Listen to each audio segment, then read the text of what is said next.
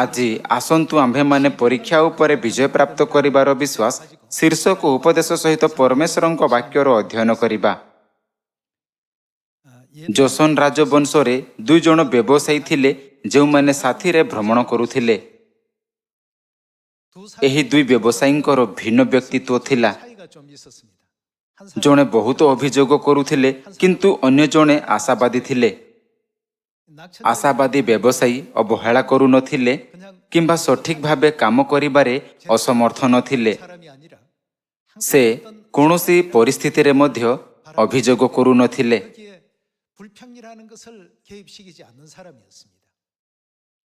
ଯେହେତୁ 2 ବ୍ୟବସାୟୀଙ୍କର ଭିନ୍ନ ଭିନ୍ନ ବ୍ୟକ୍ତିତ୍ୱ ଥିଲା, ତେଣୁ ସେମାନେ ପରସ୍ପରର ପରିପୂରକ ଥିଲେ। ଗୋଟିଏ ଦିନ ଭୀଷଣ ଗରମରେ ସେମାନଙ୍କୁ ଏକ ବହୁତ ଉଚ୍ଚ ପାହାଡ଼ ଚଢ଼ିବାର ଥିଲା। ଯଦି କାର୍ ଥାନ୍ତା ତେବେ ସେମାନେ ପାହାଡ଼ ଉପରେ ଚଢ଼ାଇ ପାରିଥାନ୍ତେ, କିନ୍ତୁ କୌଣସି କାର୍ ନଥିଲା, ତେଣୁକରି ସେମାନଙ୍କୁ ସେହି ଉପରେ ଚଢ଼ିବାକୁ ପଡ଼ିଲା। ଯେଉଁ ବ୍ୟବସାୟୀ ବହୁତ ଅଭିଯୋଗ କରୁଥିଲେ ସେ କହିଲେ, ଓଃ, ଏହି ଗରମ ପାଗ ହେତୁ ମୋହର ବହୁତ ଝାଳ ବାହାରୁଛି। କ'ଣ ସତରେ ଆମ୍ଭେମାନେ ଏହି ପାହାଡ଼ ଉପରକୁ ଚଢ଼ିବା ଆବଶ୍ୟକ? ସେ ପାହାଡ଼ର ଅନ୍ୟ ପାର୍ଶ୍ୱରେ ଥିବା ଗାଁକୁ ଯିବା ନେଇ ଅଭିଯୋଗ କରିଥିଲେ।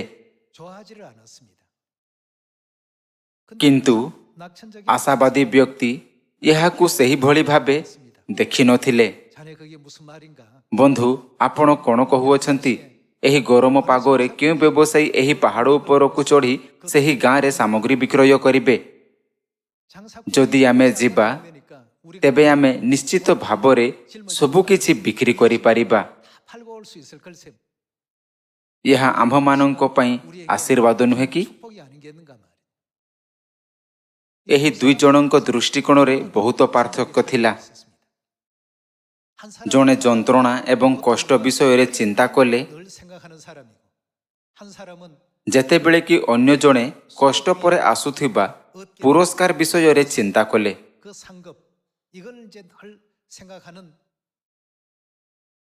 ଆଜି ମୁଁ ଆପଣମାନଙ୍କୁ ଏହି 2 ବ୍ୟବସାୟୀମାନଙ୍କ ବିଷୟରେ ଏଥିପାଇଁ କହୁଅଛି, କାରଣ ଆମ୍ଭମାନଙ୍କର ସମସ୍ତ ପ୍ରିୟ ସିଓନ ସଦସ୍ୟମାନେ ମଧ୍ୟ ବିଶ୍ୱାସର ପଥରେ ଅସୁବିଧାର ଏବଂ ପରୀକ୍ଷାର ସମ୍ମୁଖୀନ ହେଉଅଛନ୍ତି। ଯୀଶୁ ଏହି ବିଷୟରେ ଆମ୍ଭମାନଙ୍କୁ ତାହାଙ୍କର ବାକ୍ୟ ଦେଲେ। ଯଦି କେହି ଯୀଶୁଙ୍କ ଶିଷ୍ୟ ହେବାକୁ ଚାହାନ୍ତି ତେବେ ତାହାଙ୍କୁ କ'ଣ ଉଠାଇବା ଉଚିତ? ଯେଉଁମାନେ ଯୀଶୁଙ୍କୁ ଅନୁସରଣ କରନ୍ତି ନାହିଁ ସେମାନଙ୍କୁ କ୍ରୁଶ ବହନ କରିବାର ଆବଶ୍ୟକତା ନାହିଁ। କିନ୍ତୁ ସେମାନଙ୍କ ଜୀବନରେ ସେମାନଙ୍କୁ ଏକ କ୍ରୁଶର ସମ୍ମୁଖୀନ ହେବାକୁ ପଡ଼ିବ।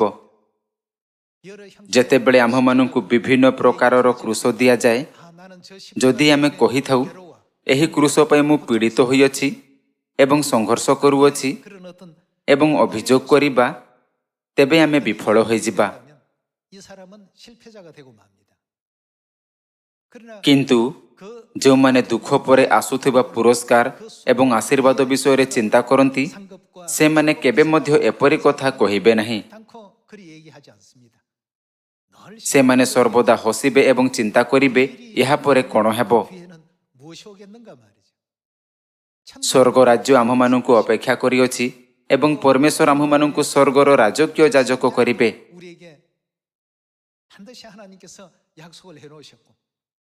ସେ କହିଲେ, ମୁଁ ତୁମ୍ଭମାନଙ୍କ ନିମନ୍ତେ ସେଠାରେ ସ୍ଥାନ ପ୍ରସ୍ତୁତ କରିବାକୁ ଯାଉଅଛି। କଳ୍ପନା କରନ୍ତୁ, ପରମେଶ୍ୱର ତାହାଙ୍କ ସନ୍ତାନମାନଙ୍କ ପାଇଁ ସ୍ୱର୍ଗ ରାଜ୍ୟରେ ଏକ ସ୍ଥାନ ପ୍ରସ୍ତୁତ କରୁଅଛନ୍ତି। ଏହି ଦୁନିଆରେ ଯେଉଁଠାରେ ଆମ୍ଭମାନଙ୍କୁ କିଛି ସମୟ ପରେ ଯିବାକୁ ପଡ଼ିବ, ତେବେ ଏହା କ'ଣ ଫରକ ପକାଏ ଯଦି ଆମେ ଗୋଟିଏ କୋଠରୀରେ ରହୁ କିମ୍ବା ଏକ ଭବ୍ୟ ଭବନରେ? ଏଗୁଡ଼ିକ କେବଳ ସେହି ସ୍ଥାନ ଅଟେ ଯାହା ଦେଇ ଆମେ ଯାଉଅଛୁ। କିଛି ଲୋକ ଅଛନ୍ତି ଯେଉଁମାନେ ଜଣେ ବିଦେଶୀଙ୍କ ପରି ଜୀବନଯାପନ କରନ୍ତି, ଯେତେବେଳେ କି ଅନ୍ୟମାନେ ଭ୍ରମଣକାରୀଙ୍କ ପରି ଜୀବନଯାପନ କରନ୍ତି। ଜଣେ ବିଦେଶୀ ପାଇଁ ଯିଏକି ଆସନ୍ତାକାଲି ଘର ଛାଡ଼ୁଅଛନ୍ତି, ଏହା କୌଣସି ଫରକ ପକାଏ ନାହିଁ ଯେ କମ୍ବଳଟି ପତଳା ଅଟେ, ସାଜସଜ୍ଜା ସୁନ୍ଦର ଅଟେ ଅଥବା ୱାଲପେପରଟି ସିଧା ଅଟେ। ଏପରି ଏଥିପାଇଁ ଅଟେ କାରଣ ସେ ଆସନ୍ତାକାଲି ଛାଡ଼ିକି ଚାଲିଯିବେ। କିନ୍ତୁ ଭ୍ରମଣକାରୀ ଭିନ୍ନ ଅଟନ୍ତି। ଯଦି କେହି ଏହି ପୃଥିବୀକୁ ସେମାନଙ୍କର ଅନନ୍ତ ବାସସ୍ଥାନ ଭାବରେ ବିବେଚନା କରନ୍ତି, ତେବେ ସେ ସମସ୍ତ ଜିନିଷ ବିଷୟରେ ଅଭିଯୋଗ କରିବେ। ତାହାଙ୍କ ଘର ମୋ ଘରଠାରୁ ବହୁତ ଭଲ ଅଟେ, ତାହାର ପରିସ୍ଥିତି ମୋ ଠାରୁ ବହୁତ ଭଲ ଅଟେ। ଯେହେତୁ ସେମାନେ ସର୍ବଦା ତୁଳନା କରନ୍ତି, ତେଣୁକରି ସେମାନଙ୍କୁ ଏହି ଜଗତ ଏବଂ ସେମାନଙ୍କର ବିଶ୍ୱାସରେ ସଫଳତା ମିଳିପାରିବ ନାହିଁ। ତେଣୁକରି ଆମ୍ଭମାନଙ୍କୁ ଏକ ଆଶାବାଦୀ ବିଶ୍ୱାସ ରଖିବା ଉଚିତ। ରାତି ବିତିଯିବା ପରେ କ'ଣ ସକାଳ ହୁଏ ନାହିଁ କି? ଶୀତ ଋତୁ ବିତିଯିବା ପରେ କ'ଣ ଗରମ ବସନ୍ତ ଫେରି ଆସେ ନାହିଁ କି? ଫୋର୍ସିଥିଆ, ଚେରି ଫୁଲ ଏବଂ ବସନ୍ତ ଫୁଲକୁ ଦେଖି ଆମେ ଭାବୁ ଯେ ବା ଅନ୍ୟ ଦିନରେ ବରଫପାତ ହୋଇଥିଲା ଏବଂ ତଥାପି ବସନ୍ତ ପୁନର୍ବାର ଆସିଅଛି। ସମସ୍ତ ଲୋକ ଆମ୍ଭମାନଙ୍କ ଜୀବନରେ କୌଣସି ଜିନିଷ ଚିରସ୍ଥାୟୀ ନୁହେଁ। ଏହି ପୃଥିବୀରେ ଆମ୍ଭମାନଙ୍କର ଜୀବନ ସୀମିତ, ଏହା ଅନନ୍ତ ନୁହେଁ। ଯେଉଁମାନେ ଏହି ପୃଥିବୀରେ ସେମାନଙ୍କର ସମୟକୁ ଜଣେ ଭ୍ରମଣକାରୀଙ୍କ ପରି ଦେଖନ୍ତି, ସେମାନେ କୌଣସି ବିଷୟରେ ଅଭିଯୋଗ କରନ୍ତି ନାହିଁ। ଅଭିଯୋଗ କରିବାର କୌଣସି ଆବଶ୍ୟକତା ନାହିଁ, କାରଣ ୱାଲପେପର ପୁରୁଣା ଅଟେ। ଆସନ୍ତାକାଲି ସକାଳେ ସେ ଘରୁ ବାହାରିବେ, ଏହା ସେହି ସ୍ଥାନ ନୁହେଁ ଯେଉଁଠାରେ ସେ ସବୁଦିନ ପାଇଁ ରହିବେ, ହଁ ନା? ଯେଉଁମାନେ ଅଭିଯୋଗ କରନ୍ତି, ସେମାନେ କେବଳ ବର୍ତ୍ତମାନର ସମସ୍ୟା ବିଷୟରେ ଚିନ୍ତା କରନ୍ତି। କ'ଣ ମୋତେ ପୁଣି ଥରେ ଏପରି କଠିନ ପରିସ୍ଥିତିର ସାମ୍ନା କରିବାକୁ ପଡ଼ିବ? ତଥାପି ଆଶାବାଦୀ ବ୍ୟବସାୟୀ ଏପରି ଚିନ୍ତା କରିନଥିଲେ। ଯଦି ମୁଁ ଏହି ପାହାଡ଼ରେ ଚଢ଼ିଯାଏ ଯାହା ସମସ୍ତଙ୍କୁ କଷ୍ଟ ଲାଗିଥାଏ, ତେବେ ସେହି ଗାଁର ଲୋକମାନେ ମୋହର ସମସ୍ତ ଉତ୍ପାଦ କିଣିବେ। ସମସ୍ତ ଲୋକ, ଯଦି ଆମେ ଏହି ମାନସିକତା ସହିତ ପାହାଡ଼ ଚଢ଼ିବା, ତେବେ ଏହା କଷ୍ଟକର ହେବ ନାହିଁ। ଆଜି ଆସନ୍ତୁ ଆମ୍ଭେମାନେ ଏହାକୁ ଧ୍ୟାନରେ ରଖିବା। ପ୍ରଥମ ଚର୍ଚ୍ଚର ସମୟରେ ପ୍ରେରିତମାନଙ୍କ ପାଖରେ ଆହ୍ୱାନ ପରେ ବିଜୟ ପ୍ରାପ୍ତ କରିବାକୁ କେଉଁ ପ୍ରକାରର ବିଶ୍ୱାସ ଥିଲା? ପ୍ରେରିତ ପାଉଲଙ୍କୁ 5 ଥର 39ଟି କରୋଡ଼ା ପ୍ରହାର ସହିବାକୁ ପଡ଼ିଲା, ତଥାପି ସେ ବିଶ୍ୱାସ କଲେ ଯେ ତାହାଙ୍କୁ ଜୀବନର ମୁକୁଟ ଦିଆଯିବ। ତେଣୁକରି ଆମ୍ଭମାନଙ୍କୁ କେବଳ ପ୍ରଥମ ଚର୍ଚ୍ଚର ସାଧୁମାନଙ୍କ ଜୀବନ୍ତ ଉଦାହରଣ ବିଷୟରେ ପଢ଼ିବା ଉଚିତ ନୁହେଁ, ଯେଉଁମାନେ ଉତ୍ସାହର ସହିତ ସେମାନଙ୍କର ଦୌଡ଼ରେ ଅଂଶଗ୍ରହଣ କରିଥିଲେ। ବରଂ ଆମ୍ଭମାନଙ୍କୁ ଏହା ବୁଝିବା ଉଚିତ ଯେ ସେମାନେ ପ୍ରକୃତରେ ଏହି ପ୍ରକାରର ଜୀବନ ବଞ୍ଚୁଥିଲେ ଏବଂ ସେମାନଙ୍କ ପଦଚିହ୍ନକୁ ଅନୁସରଣ କରିବା ଉଚିତ। ଆସନ୍ତୁ ଆମ୍ଭେ ରୋମିଓ ଅଧ୍ୟାୟ 8 ପଦ 5କୁ ଯିବା। ଯେଉଁମାନେ ଶରୀର ଅନୁସାରେ ବଞ୍ଚିଥାନ୍ତି, ସେମାନେ ଏହି ପୃଥିବୀକୁ ଆପଣା ଅନନ୍ତ ବିଶ୍ରାମ ସ୍ଥାନ ଭାବେ ଦେଖିଥାନ୍ତି। ସେମାନେ ସେମାନଙ୍କର ଜୀବନକୁ ବାଇବଲରେ ବର୍ଣ୍ଣିତ ବିଦେଶୀମାନଙ୍କ ଦୃଷ୍ଟିକୋଣରୁ ଦେଖନ୍ତି ନାହିଁ। ଆସନ୍ତୁ ରୋମିଓ ଅଧ୍ୟାୟ 8 ପଦ 5 ଦେଖିବା। କାରଣ ଯେଉଁମାନେ ଶାରୀରିକ ମନା, ସେମାନେ ଶାରୀରିକ ବିଷୟରେ ମନୋଯୋଗ କରନ୍ତି, କିନ୍ତୁ ଯେଉଁମାନେ ଆତ୍ମିକ ମନା, ସେମାନେ ଆତ୍ମିକ ବିଷୟରେ ମନୋଯୋଗ କରନ୍ତି। ଆମ୍ଭେମାନେ ଏକ ଆତ୍ମିକ ଜୀବନ ଅତିବାହିତ କରୁଅଛୁ, କିନ୍ତୁ ଯେତେବେଳେ ଯେଉଁମାନେ ଏକ ଆତ୍ମିକ ଜୀବନ ଅତିବାହିତ କରୁଥାଇ ସାଂସାରିକ ଭାବେ କାର୍ଯ୍ୟ କରନ୍ତି ଏବଂ ସେହି ଦୃଷ୍ଟିକୋଣରୁ ପରିସ୍ଥିତିକୁ ବ୍ୟାଖ୍ୟା କରନ୍ତି, ସେତେବେଳେ ସେମାନେ ନଷ୍ଟ ହୋଇଯିବେ। ଆସନ୍ତୁ ପଦ 5 ପୁଣି ଥରେ ଦେଖିବା। କାରଣ ଯେଉଁମାନେ ଶାରୀରିକ ମନା, ସେମାନେ ଶାରୀରିକ ବିଷୟରେ ମନୋଯୋଗ କରନ୍ତି, କିନ୍ତୁ ଯେଉଁମାନେ ଆତ୍ମିକ ମନା, ସେମାନେ ଆତ୍ମିକ ବିଷୟରେ ମନୋଯୋଗ କରନ୍ତି। କାରଣ ଶାରୀରିକ ଭାବ ଏହା କ'ଣ ଅଟେ? ମୃତ୍ୟୁଜନକ। ଯେଉଁମାନେ ସେହି ମାର୍ଗର ଅନୁସରଣ କରନ୍ତି, ସେମାନଙ୍କର ଅନ୍ତ ମୃତ୍ୟୁ ସହିତ ହେବ। କାରଣ ଶାରୀରିକ ଭାବ ମୃତ୍ୟୁଜନକ, କିନ୍ତୁ ଆତ୍ମିକ ଭାବ ଜୀବନ ଓ ଶାନ୍ତିଦାୟକ। କାରଣ ଶାରୀରିକ ଭାବ ମୃତ୍ୟୁଜନକ। ଯଦି ମନ ଶରୀର ଦ୍ୱାରା ନିୟନ୍ତ୍ରିତ ହୁଏ, ତେବେ କ'ଣ ହେବ? ଏହା ଆମ୍ଭମାନଙ୍କୁ ପରମେଶ୍ୱରଙ୍କ ଶତ୍ରୁ କରିଦେଇଥାଏ। ଯେଣୁ ଶାରୀରିକ ଭାବ ଈଶ୍ୱରଙ୍କ ବିରୁଦ୍ଧରେ ଶତ୍ରୁତା, କାରଣ ତାହା ଈଶ୍ୱରଙ୍କ ବ୍ୟବସ୍ଥାର ବଶୀଭୂତ ନୁହେଁ, ପୁଣି ବଶୀଭୂତ ହେବା ଅସମ୍ଭବ। ଯେଉଁମାନେ ଶରୀରର ବଶରେ ଅଛନ୍ତି, ସେମାନେ ଈଶ୍ୱରଙ୍କ ସନ୍ତୋଷ ପାତ୍ର ହୋଇପାରନ୍ତି ନାହିଁ। ସନ୍ତୋଷ ପାତ୍ର ଶବ୍ଦ ପୂର୍ବରୁ କେବେ ମଧ୍ୟ ଅଦୃଶ୍ୟ ହୋଇଯାଇଅଛି। ଏପରି ଲୋକମାନେ କେବେ ମଧ୍ୟ परमेश्वरଙ୍କୁ प्रसन्न କରିପାରିବେ ନାହିଁ। ଯେଉଁମାନେ ଶରୀରର ବଶରେ ଅଛନ୍ତି ସେମାନେ ଈଶ୍ୱରଙ୍କର ସନ୍ତୋଷ ପାତ୍ର ହୋଇପାରନ୍ତି ନାହିଁ। ପଦ 9 କିନ୍ତୁ ଈଶ୍ୱରଙ୍କ ଆତ୍ମା ଯଦି ତୁମମାନଙ୍କଠାରେ ବାସ କରନ୍ତି ତାହାହେଲେ ତୁମ୍ଭେମାନେ ଶରୀରର ବଶରେ ନାହଁ ମାତ୍ର ଆତ୍ମାଙ୍କ ବଶରେ ଅଛ। ଯଦି କେହି ଖ୍ରୀଷ୍ଟଙ୍କ ଆତ୍ମା ପାଇନଥାଏ ତେବେ ସେ ତାହାଙ୍କର ନୁହେଁ। ସେ ସନ୍ଥ ହୁଅନ୍ତୁ କିମ୍ବା ପାଳକ କର୍ମଚାରୀ, ନିଶ୍ଚିତ ଭାବରେ ପାହାଡ଼ ଏବଂ ପ୍ରତିବନ୍ଧକ ଅଛି।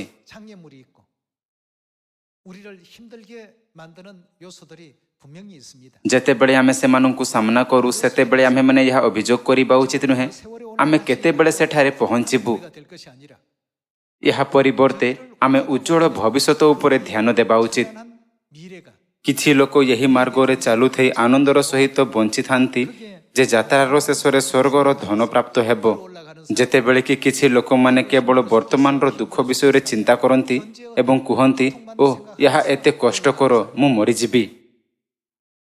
ଶେଷରେ ପରବର୍ତ୍ତୀ ସମୂହ ହାର ମାନିଯିବ। ଏହି ଚିନ୍ତାଧାରାକୁ ନେଇ ସେମାନେ କଦାପି ଶୀର୍ଷରେ ପହଞ୍ଚି ପାରିବେ ନାହିଁ। କଳ୍ପନା କରନ୍ତୁ ଯେ ପାହାଡ଼ ଉପରେ ଏକ ବଡ଼ ଧନ ଅଛି। ସେହି ପାହାଡ଼ ଉପରେ କିଏ ଚଢ଼ିବ ନାହିଁ? ଏପରିକି ଯେଉଁମାନେ ଚାଲିବାକୁ ଅସମର୍ଥ ସେମାନେ ମଧ୍ୟ ସେଠାରେ ଉଠିକି ପହଞ୍ଚିଯିବେ। ତାହା କେଉଁ ଶକ୍ତି ଅଟେ ଯାହା ଆମ୍ଭମାନଙ୍କୁ ଉଡ଼ିବାରେ ସାହାଯ୍ୟ କରେ? କ'ଣ ତାହା ସ୍ୱର୍ଗ ନିମନ୍ତେ ଆଶା ନୁହେଁ କି ଯାହା ସ୍ୱର୍ଗୀୟ ମାତା ଆମ୍ଭମାନଙ୍କୁ ଦିଅନ୍ତି? ଯଦ୍ୟପି ସେହି ଗୌରବକୁ ଦେଖୁଥାଇ ଆମ୍ଭେମାନେ ସୁସମାଚାରର ପଥରେ ଚାଲିବା ଉଚିତ, କିନ୍ତୁ କ'ଣ ଆମେ ଚିନ୍ତା କରୁନାହୁଁ, ଆରେ ଏହି ଗରମ ପାଗରେ ସେହି ପାହାଡ଼ ଉପରକୁ ଚଢ଼ିବା ଦ୍ୱାରା ମୋହର ବହୁତ ଝାଳ ବାହାରିବ। ଯଦି ଆମେ ଚିନ୍ତା କରୁ ସେହି ପର୍ବତ ସେପଟେ ଅନେକ ଲୋକ ବାପ୍ତିସ୍ମ ନେବା ପାଇଁ ଅପେକ୍ଷା କରୁଛନ୍ତି, ତେବେ ସେହି ପଦକ୍ଷେପ ଗୁଡ଼ିକ କଷ୍ଟକର ହେବ ନାହିଁ। ଆସନ୍ତୁ ପଦ 13 ଦେଖିବା। ଅଧ୍ୟାୟ 8 ପଦ 13।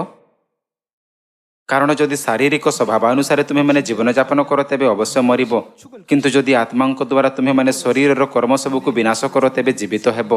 ଯେଣୁ ଯେତେ ଲୋକ ଈଶ୍ୱରଙ୍କ ଆତ୍ମାଙ୍କ ଦ୍ୱାରା ଚାଳିତ ହୁଅନ୍ତି ସେମାନେ ଈଶ୍ୱରଙ୍କ ସନ୍ତାନ। କାରଣ ତୁମେମାନେ ପୁନର୍ବାର ଭୟ କରିବା ନିମନ୍ତେ ଦାସତ୍ୱର ଆତ୍ମା ପାଇନାହଁ କିନ୍ତୁ ପୁତ୍ରତ୍ୱର ଆତ୍ମା ପାଇଅଛ, ଯଦ୍ୱାରା ଆମ୍ଭେମାନେ ଆବ୍ବା ପିତଃ ବୋଲି ଡାକିଥାଉ।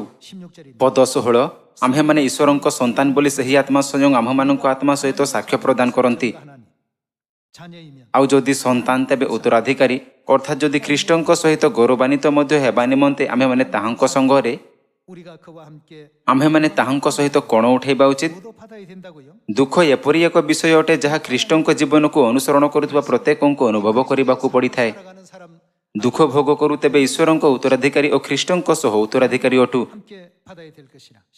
ପଦ 18 କାରଣ ମୋ ବିଚାରରେ ଯେଉଁ ଗୌରବ ଆମ୍ଭମାନଙ୍କ ପ୍ରତି ପ୍ରକାଶିତ ହେବ, ଆମ୍ଭମାନଙ୍କର ବର୍ତ୍ତମାନର ଦୁଃଖ କାହାର ଯୋଗ୍ୟ ନୁହେଁ, ତାହା ତୁଳନାରେ ଏହି ବର୍ତ୍ତମାନ କାଳର ଦୁଃଖ ଭୋଗ କିଛି ହିଁ ନୁହେଁ। ପରମେଶ୍ୱର ଚାହାନ୍ତି ଯେ ଆମ୍ଭମାନଙ୍କ ପାଖରେ ଏହି ବିଶ୍ୱାସ ରହୁ। ଅସୁବିଧାକୁ ଦେଖିବା ଏବଂ ଏହା ଚିନ୍ତା କରିବା ପରିବର୍ତ୍ତେ ଯେ କ'ଣ ମୋତେ ପୁଣି ଏହାର ସମାଧାନ କରିବାକୁ ପଡ଼ିବ କି? ଏହି ଭାରି ବୋଝ ମୁଁ କିପରି ବହନ କରିପାରିବି? ଆମେ ଚିନ୍ତା କରିବା ଉଚିତ ଯେ ଏହି ଭାରି ବୋଝ ବହନ କରି ମୁଁ ଅନେକ ଲୋକଙ୍କୁ ଏହି ମାର୍ଗରେ ନେଇଯାଇପାରିବି। ସେତେବେଳେ ଆମ୍ଭେମାନେ ବୁଝିପାରିବା ଯେ ଆମ୍ଭମାନଙ୍କର ବର୍ତ୍ତମାନର କଷ୍ଟ ସେହି ଗୌରବ ସମ୍ମୁଖରେ କିଛି ହିଁ ନୁହେଁ ଯାହା ଆମ୍ଭମାନଙ୍କ ନିମନ୍ତେ ପ୍ରକାଶିତ ହେବ। ପ୍ରଥମ ଚର୍ଚ୍ଚର ସନ୍ଥମାନେ ଏହି ବିଶ୍ୱାସର ସହିତ ସୁସମାଚାର ପ୍ରଚାର କରିଥିଲେ।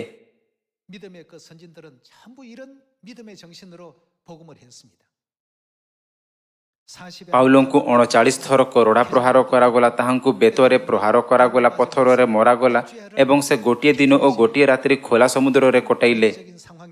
ତଥାପି କୌଣସି ବିଷୟ ତାହାଙ୍କୁ ସୁସମାଚାର ପ୍ରଚାର କରିବାରୁ ଅଟକାଇ ପାରିଲା ନାହିଁ। ସେ କେଉଁ ବିଷୟରେ ଚିନ୍ତା କରୁଥିଲେ? ଏପରି ଏଥିପାଇଁ ଥିଲା କାରଣ ସେ ଭବିଷ୍ୟତର ଗୌରବକୁ ଅପେକ୍ଷା କରିଥିଲେ।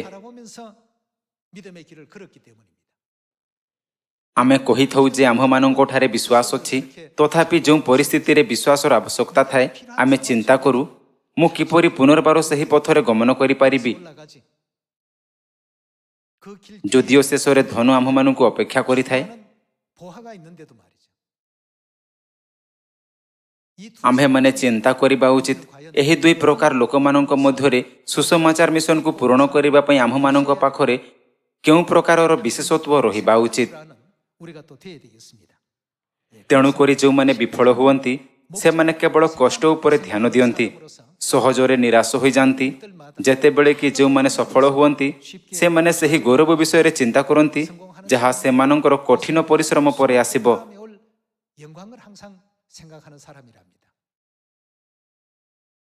मु आशा करे जे आम्भमानंकर समस्त सियोनर सदस्य परमेश्वरंक सम्मुखरे विफल हेबे नाही। आसंतु आम्भेमाने गर्वित भावरे परमेश्वरंक सम्मुखरे विजयी भावे छिड़ा हेबा, जदिओ यह सुसमाचार रे हेउ किंबा अन्य किछि रे। आसंतु आमे प्रेरित पाउलंक इतिहास रे यह विषय रे संक्षिप्त भावरे अनुसंधान करिबा। आसंतु आमे द्वितीय कोरिन्थियो अध्याय 11 पद 22 देखिबा।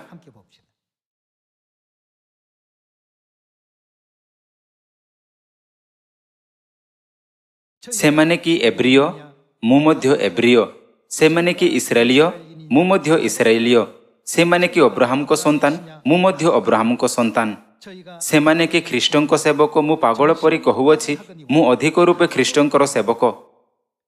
अधिक परिश्रम करिबारे, अधिक कारावास भोगरे, अपरिमित प्रहार सहय करिबारे, बारंबार मृत्युर सम्मुखीन हेबारे मु जिहुदी मानंक ठारु 5 थर 39 प्रहार पाइअछि। 3 थर बेत्राघात, थरे प्रस्ताराघात, 3 थर जहाज भंग सहिअछि, अगाध जलरे दिबारात्र क्षेपण करिअछि, अनेक थर यात्रा करिबारे, नदीर विपदरे, डकायतंक विपदरे, स्वजाति ठारु विपदरे, विजाति मानंक ठारु विपदरे, नगरर विपदरे, प्रांतरर विपदरे, समुद्रर विपदरे, भंड भाई मानंक ठारु विपदरे, परिश्रम ओ कष्ट भोगरे, अनेक थर उजागରରେ, क्षुधा ओ तृष्णारे, अनेक थर उपवासरे, शीत ओ उलंगतारे, अवशिष्ट समस्त विषय छड़ा आउ गोटिए विषय प्रतिदिन मो उपरे माड़ी पड़ुअछि, अर्थात मंडली समूह निमंते चिंता। केही दुर्बल हेले मु कोन दुर्बल नुहे, केही विघ्न पाइले मु कोन उत्तप्त हुए नाही। जदि मोहर दर्प करिबार आवश्यक हुए तेबे मु मोहर दुर्बलता विषय रे दर्प करिबि।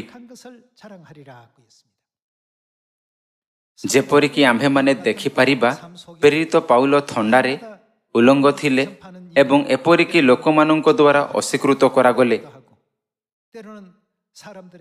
तथापि से लोकमानंक सहित परमेश्वरंक जीवनर वाक्य भाग करिथिले। एपरि एथिपई अटे कारण जेतेबेले सेमाने जीवनर वाक्य प्राप्त करंती सेतेबेले सेमानंकर पाप क्षमा होई जिवो एवं नरक परिवर्ते सेमाने स्वर्गर अनंत राज्य रे प्रवेश करिवे। पाउल भाविले जे प्रत्येक व्यक्ति को स्वर्ग राज्य देबा एक महान संपद अटे।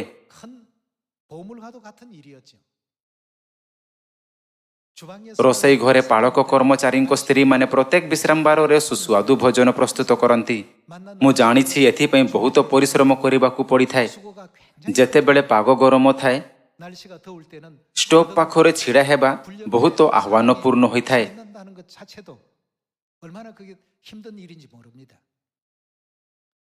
किंतु यही प्रयासर शेष रे आम्भमानंक हजि जाइथिबा स्वर्गीय परिवारर सदस्य माने पिता एवं मातांक निकटकू फेरी आसिबे।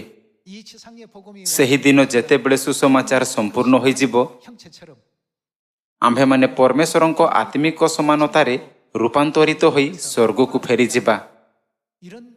एही विश्वास सहित पुरोहित कर्मचारी एवं सेमानंक पत्नी माने निज निज पर्वतरे चढ़ी निष्ठार सह कार्य करुअछंती।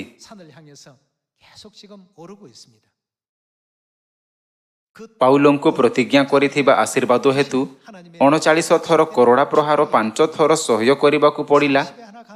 जदिओ से थंडा उलग्न और भोकिला थिले तथापि से केबे मध्य सुसमाचार प्रचार करिबा बंद करि नथिले। शेषरे प्रेरित पाउल कोन कहिले, एबे मु सही कार्य पूर्ण करिअछि जहा मते करिबार थिला। मु मोहर कर्तव्य संपादन करिअछि। वर्तमान मो निमंते धार्मिकतार मुकुट अछि। परमेश्वर एही प्रतिज्ञा कले, मु याहाकू देखिली एवं ताहा आड़कू दौड़ुअछि। परमेश्वरंक शक्ति केते अद्भुत। परमेश्वर स्वर्ग और पृथ्वी को निज वाक्य द्वारा सृष्टि कले ओ उपरिस्थ जल और नीचस्थ जल एवं तन्मध्यस्थ समस्त वस्तु सृष्टि कले। तथापि एपरि अनेक दिग अछि जहा विज्ञान एपर्यंत संधान करि नाही। यह वास्तव में रहस्यमय अटे। परमेश्वर जी एही चमत्कार कार्य कले मानव जातिर हृदय को ताहांको आड़कू फेरी आसिबाकू आह्वान करती। यह परमेश्वरଙ୍କ दृष्टिकोणरू अति सहज कार्य अटे, किंतु आम्भମାନଙ୍କ दृष्टिकोणरू यह कष्टकर मन होइथाए। आम्भମାନଙ୍କର समस्त सियोन सदस्य माननकू परमेश्वरଙ୍କ द्वारा दिया जाइथिबा गौरवमय भविष्यत को अपेक्षा करिबा उचित। आसंतु आम्भे माने यह चिंता करिबा नाही मु किपरि एही पर्वत को अतिक्रम करि पारिबि एवं केवल जंत्रणा उपरे ध्यान केंद्रित करिबा नाही। आम्भे माने पाउल पीतर एवं प्रथम चर्चर सन्थ माननक परि सेही गौरव एवं आशीर्वाद उपरे ध्यान देबा उचित जहा यह उपरे विजय प्राप्त कला परे आसीबो। एब्री अध्याय 11 रे यह कुहे जे सेमानंकोठारे एपरि विश्वास थिला जहार जगत योग्य नुहे। सेमानंको विश्वास केवल असुविधा उपरे केंद्रीभूत नथिला। सेमानंकर दैनंदिन जीवन रे सेमाने सर्वदा आशीर्वाद एवं गौरवर आशा रखिथिले जहा यह उपरे विजय प्राप्त कला परे प्राप्त हेबो एवं एथि सहित परमेश्वरंको प्रतिज्ञा मध्य जहा हीरा ठारू अधिक मूल्यवान अटे। यह लेखा अछि जे एपरि लोकमानंकोठारे परमेश्वर प्रसन्न होइथांती। विश्वासर एही मार्ग पिता एवं मातांकु संतुष्ट करिथाए। वर्तमान मध्य अनेक सदस्य एही रास्ता रे यातायात करूअछंती, तथापि आम समस्तंकु सकारात्मक विश्वास रखिबा पई पुनर्बार जन्म हेबा उचित। आसंतु आमे एब्री अध्याय 11 को जिबा। आसंतु आमे पद 6 देखिबा। आउ विश्वास बिना ताहांको संतोष पात्र हेबा, विश्वास बिना यह किपरि अटे यह संपूर्ण असंभव। कारण ईश्वर जे अछंती आउ से जे ताहांको अन्वेषणकारी मानंकर पुरस्कार दाता यह ताहांको छामुकु आसीबा लोकंकर विश्वास करिबा आवश्यक।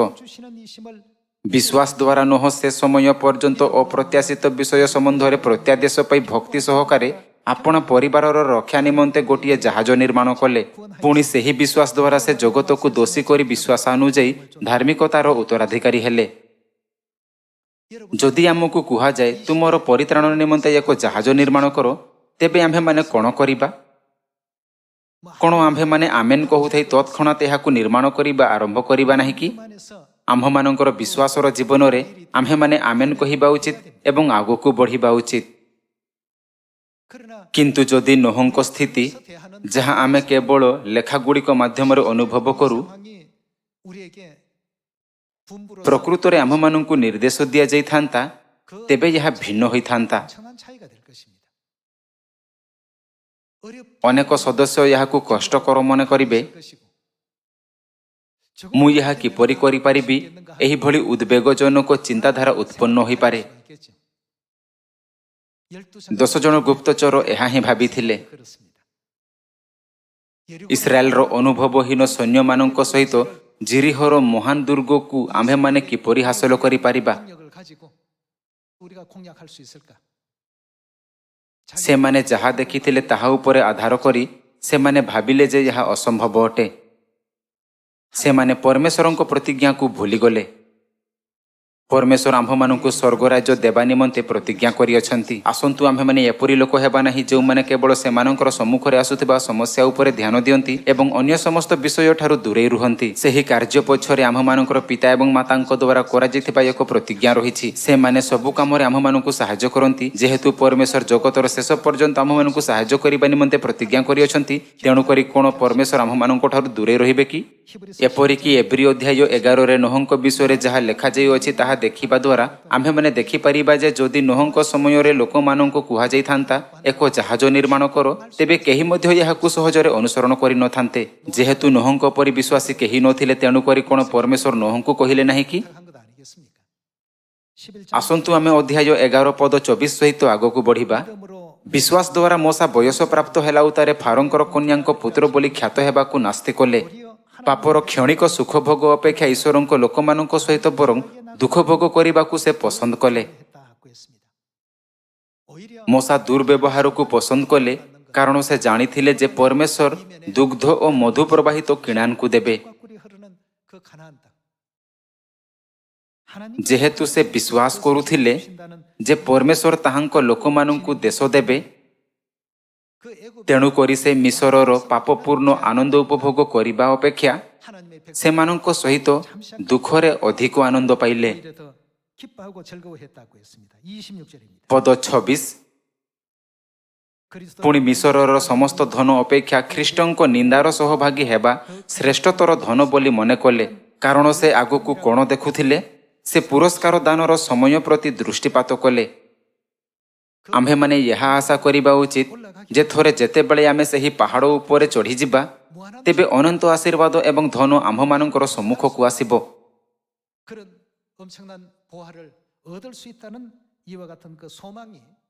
ପରିଶେଷରେ ଆମ୍ଭେମାନେ ଏହିପରି ବିଷୟଗୁଡ଼ିକର ପୂର୍ବାନୁମାନ କରିବା ନିମନ୍ତେ ବିଶ୍ୱାସର ସହିତ ସୁସମାଚାରର ମିଶନକୁ ପୂରଣ କରିବା ଉଚିତ। ଆମ୍ଭମାନଙ୍କର ସୁସମାଚାର ବ୍ୟତୀତ ଅନ୍ୟ କୌଣସି ସୁସମାଚାର ଜଗତକୁ ବଞ୍ଚାଇ ପାରିବ ନାହିଁ। ତେଣୁକରି ଏହି କାର୍ଯ୍ୟ କିଏ କରିବା ଉଚିତ? ଆମ୍ଭେମାନେ ଏହା କରିବା ଉଚିତ। ଆମେ ଏହା କିପରି ପ୍ରାପ୍ତ କରିପାରିବା, ଏହା ଚିନ୍ତା କରି କାମରେ ଅନୁତପ୍ତ ହେବା ଏବଂ ଶୋକ କରିବାର କୌଣସି ଆବଶ୍ୟକତା ନାହିଁ। ଯେତେବେଳେ ଆପଣ ସତ୍ୟକୁ ଗ୍ରହଣ କଲେ, ସେତେବେଳେ ହୁଏତ କେବଳ ଜଣେ କିମ୍ବା 2 ଜଣ ଲୋକ ସେହି ରାସ୍ତାରେ ଚାଲୁଥିବେ, କିନ୍ତୁ ଶୀଘ୍ର ଅଧିକ ଲୋକ ସେହି ମାର୍ଗରେ ଯାତାୟତ କରୁଛନ୍ତି। ପରମେଶ୍ୱର ସେମାନଙ୍କୁ ପଠାଇଛନ୍ତି। ଆମ୍ଭମାନଙ୍କୁ ଦିଆଯାଇଥିବା କାର୍ଯ୍ୟ ଦୁନିଆର ଅନ୍ୟ କାର୍ଯ୍ୟ ତୁଳନାରେ ଏକ ଉଚ୍ଚ ପାହାଡ଼ ଭଳି ମନେ ହୋଇପାରେ। ତଥାପି ଯଦିଓ ସେମାନେ ସେମାନଙ୍କର ପାହାଡ଼ ଚଢ଼ି ଯାଆନ୍ତି, କିନ୍ତୁ ସେମାନଙ୍କୁ କିଛି ଲାଭ ହେବ ନାହିଁ। ଆମ୍ଭମାନଙ୍କ ପାହାଡ଼ ସମ୍ବନ୍ଧରେ ଥରେ ଯେତେବେଳେ ଆମେ ଏହାକୁ ଅତିକ୍ରମ କରିଥାଉ, ସେତେବେଳେ କ'ଣ ହୁଏ? ପରମେଶ୍ୱର ଆମ୍ଭମାନଙ୍କ ପାଇଁ ଯେଉଁ ଜଗତ ପ୍ରସ୍ତୁତ କରିଅଛନ୍ତି ତାହା କୌଣସି ଚକ୍ଷୁ ଦେଖି ନାହିଁ, କୌଣସି କର୍ଣ୍ଣ ଶୁଣି ନାହିଁ, କିମ୍ବା କୌଣସି ମନୁଷ୍ୟର ହୃଦୟ କଳ୍ପନା କରିନାହିଁ। ସତରେ ଏହାର ଆନନ୍ଦ ଅନନ୍ତ ଏବଂ ଚିରଦିନ ରହିବ। କ'ଣ ଏପରି ଦୁନିଆର ପ୍ରତିଜ୍ଞା ଆମ୍ଭମାନଙ୍କୁ ଦିଆଯାଇ ନାହିଁ କି? 40 ବର୍ଷର ଯାତ୍ରା ସମୟରେ ସମସ୍ତ 6 ଲକ୍ଷ ଇସ୍ରାଏଲୀୟ ପୁରୁଷ, ଯେଉଁମାନେ 10 ଜଣ ଗୁପ୍ତଚରଙ୍କ ସହିତ ବଚସା କରୁଥିଲେ, କାହିଁକି ନଷ୍ଟ ହୋଇଗଲେ? ଏପରି ଏଥିପାଇଁ ଥିଲା କାରଣ ସେମାନେ କିଣାନ୍ ବିଷୟରେ ପରମେଶ୍ୱରଙ୍କ ପ୍ରତିଜ୍ଞା ଭୁଲି ଯାଇଥିଲେ। ଆସନ୍ତୁ ସ୍ମରଣ ରଖିବା। ମାତା ସବୁବେଳେ କୁହନ୍ତି, ଆମ୍ଭମାନଙ୍କର କ'ଣ ସ୍ୱର୍ଗ ପାଇଁ ଆଶା ନାହିଁ କି? କ'ଣ ସ୍ୱର୍ଗରାଜ୍ୟ ଆମ୍ଭମାନଙ୍କୁ ଅପେକ୍ଷା କରୁନାହିଁ କି? ଏହି ବାକ୍ୟଗୁଡ଼ିକ ଗଭୀର ଭାବେ ମୋ ହୃଦୟରେ ଆଙ୍କି ହୋଇଯାଏ। ଯେତେବେଳେ ଆମ୍ଭେମାନେ ସ୍ୱର୍ଗ ବିଷୟରେ ଚିନ୍ତା କରୁ, ସେତେବେଳେ ଏହି ପୃଥିବୀର ଜିନିଷଗୁଡ଼ିକ କିଛି ନୁହେଁ। ସମୟ ଅତିବାହିତ କରିଯାଏ, ଯଦିଓ ଆମ୍ଭେମାନେ ଅଧିକ ଖାଇଥାଉ କିମ୍ବା ଟିକିଏ କମ୍ ଖାଇଥାଉ। ଆସନ୍ତୁ ଆମ୍ଭେମାନେ ଏବ୍ରୀ ଅଧ୍ୟାୟ 11 ଦେଖିବା। ଅଧ୍ୟାୟ 11 ପଦ 32ରେ ଲେଖା ଅଛି, ଆଉ ଅଧିକ କ'ଣ କହିବି? ଗିଦିଓନ, ବାରକ, ସାମସନ, ଜିପ୍ତହ, ଦାଉଦ, ସାମୁଏଲ ଓ ଭାବବାଦୀମାନଙ୍କ ବିଷୟ ଯଦି ମୁଁ ବର୍ଣ୍ଣନା କରେ, ତେବେ ସମୟ ଅଣ୍ଟିବ ନାହିଁ। ବିଶ୍ୱାସ ଦ୍ୱାରା ସେମାନେ ରାଜ୍ୟଗୁଡ଼ିକ ଜୟ କଲେ, ଧର୍ମ ସାଧନ କଲେ, ପ୍ରତିଜ୍ଞାର ଫଳ ପ୍ରାପ୍ତ ହେଲେ, ସିଂହମାନଙ୍କ ମୁଖ ବନ୍ଦ କଲେ, ଅଗ୍ନିର ତେଜ ନିବାରଣ କଲେ, ଖଡ଼୍ଗଧାରରୁ ରକ୍ଷା ପାଇଲେ, ଦୁର୍ବଳ ସମୟରେ ସବଳ ହେଲେ, ଯୁଦ୍ଧରେ ବିଜୟୀ ହେଲେ, ପୁଣି ବିଜାତୀୟମାନଙ୍କର ସୈନ୍ୟମାନଙ୍କୁ ବିତାଡ଼ିତ କଲେ। ସ୍ତ୍ରୀ ଲୋକମାନେ ଆପଣା ଆପଣା ମୃତମାନଙ୍କୁ ପୁନରୁତ୍ଥାନ ଦ୍ୱାରା ପ୍ରାପ୍ତ ହେଲେ, ଅନ୍ୟମାନେ ଉତ୍କୃଷ୍ଟତର ପୁନରୁତ୍ଥାନ ପ୍ରାପ୍ତ ହେବା ନିମନ୍ତେ ଉଦ୍ଧାର ପାଇବାକୁ ଇଚ୍ଛା ନ କରି ମହାଯନ୍ତ୍ରଣା ଭୋଗ କଲେ। ଅନ୍ୟମାନେ ବିଦ୍ରୂପ, କୋରଡ଼ା ପ୍ରହାର, ବନ୍ଧନ ଓ କାରାବାସ ଦ୍ୱାରା ସୁଦ୍ଧା ପରୀକ୍ଷିତ ହେଲେ। କେହି ଅବା ପ୍ରସ୍ତାରାଘାତରେ ହତ, କେହି ଅବା ନିର୍ଯାତିତ, କେହି କରତ ଦ୍ୱାରା ଦ୍ୱିଖଣ୍ଡିତ, ପୁଣି କେହି ଅବା ଖଡ଼୍ଗ ଦ୍ୱାରା ନିହତ ହେଲେ। କେହି କେହି ମେଷ ଓ ଛାଗଳର ଚର୍ମରେ ଆଚ୍ଛାଦିତ, ଅଭାବଗ୍ରସ୍ତ, କ୍ଳିଷ୍ଟ ଓ ନିଗ୍ରହ ପ୍ରାପ୍ତ ହୋଇ, ଜଗତ ସେମାନଙ୍କର ଯୋଗ୍ୟ ନଥିଲା। ଜଗତ କ'ଣ ଥିଲା? ଏହା ସେମାନଙ୍କର ଯୋଗ୍ୟ ନଥିଲା। ସେମାନଙ୍କ ବିଶ୍ୱାସ କେଉଁଠୁ ଆସିଲା? ଯଦି ସେମାନେ କେବଳ ଏହି ଜଗତକୁ ଦେଖିଥାନ୍ତେ, ତେବେ ସେମାନଙ୍କ ପାଖରେ ଏହି ବିଶ୍ୱାସ କେବେ ମଧ୍ୟ ହୋଇନଥାନ୍ତା। ସେମାନଙ୍କ ପାଖରେ ଏପରି ବିଶ୍ୱାସ ଥିଲା କାରଣ ସେମାନେ ସ୍ୱର୍ଗର ସେହି ଧନକୁ ଦେଖିପାରିଲେ, ଯାହା ପରମେଶ୍ୱର ପର୍ବତର ସେ ପାର୍ଶ୍ୱରେ ପ୍ରସ୍ତୁତ କରୁଥିଲେ। ଯଦିଓ ମାର୍ଗଟି ତୀଖ ଅଟେ, ତଥାପି ଏହା କଷ୍ଟକର ନୁହେଁ। ଏପରି ଏଥିପାଇଁ ଅଟେ କାରଣ ଆମ୍ଭମାନଙ୍କର ଆଶା ସେଠାରେ ରହିଛି। ଆମ୍ଭେମାନେ କାହାର ସମ୍ମୁଖୀନ ହେଉଅଛୁ ଏଥିରେ କୌଣସି ଫରକ ପଡ଼େ ନାହିଁ। ବଚସା କରୁଥିବା ବ୍ୟବସାୟୀ ସହିତ ଅଭିଯୋଗ ସହିତ ବିଶ୍ୱାସର ମାର୍ଗରେ ଚାଲିବା ପରିବର୍ତ୍ତେ ମୁଁ ଆଶା କରୁଅଛି ଯେ ଆମ୍ଭେମାନେ ଏହା କିଛି ମନେ ନ କରୁଥାଇ ସର୍ବଦା ସେହି ଗୌରବ ଉପରେ ନଜର ରଖୁଥାଇ ପାହାଡ଼ ଉପରକୁ ଚଢ଼ିପାରିବା, ଯାହାକୁ ପରମେଶ୍ୱର ଆମ୍ଭମାନଙ୍କ ପାଇଁ ପ୍ରସ୍ତୁତ କରିଅଛନ୍ତି। ଆପଣ ଯାହା କିଛି ମଧ୍ୟ କରୁଅଛନ୍ତି ତାହା ଆଶୀର୍ବାଦର ବିଷୟ ଅଟେ। ଆପଣ ଦୁନିଆକୁ ବଞ୍ଚାଉଛନ୍ତି ଏବଂ ଅନ୍ଧକାରକୁ ଆଲୋକରେ ପରିବର୍ତ୍ତନ କରୁଅଛନ୍ତି। ଯେଉଁମାନେ ଏତେ ମହାନ କାମ କରୁଛନ୍ତି ସେମାନଙ୍କୁ ଅଭିଯୋଗ କରିବାର ଆବଶ୍ୟକତା ନାହିଁ। ପର୍ବତଗୁଡ଼ିକ ବିଘ୍ନଜନକ ପ୍ରସ୍ତର ଏବଂ ବାଧା ହେବ। ଯେତେବେଳେ ମଧ୍ୟ ଆମ୍ଭେମାନେ ଏହିପରି ପରିସ୍ଥିତିର ସମ୍ମୁଖୀନ ହୋଇଥାଉ,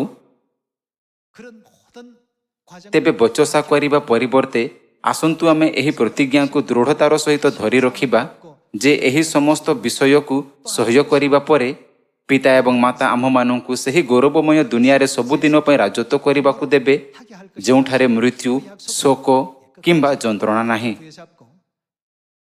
ଏଥିପାଇଁ ମୁଁ ଆଶା କରେ ଯେ ଏହି ବର୍ଷ ସମସ୍ତ ସିଓନ ନୂତନ ଜେରୁସାଲେମ ସ୍ୱର୍ଗୀୟ ମାତାଙ୍କ ନିମନ୍ତେ ସୁସମାଚାରର ସମାପ୍ତିର ଆନନ୍ଦପୂର୍ଣ୍ଣ ସମାଚାର ଆଣିବେ।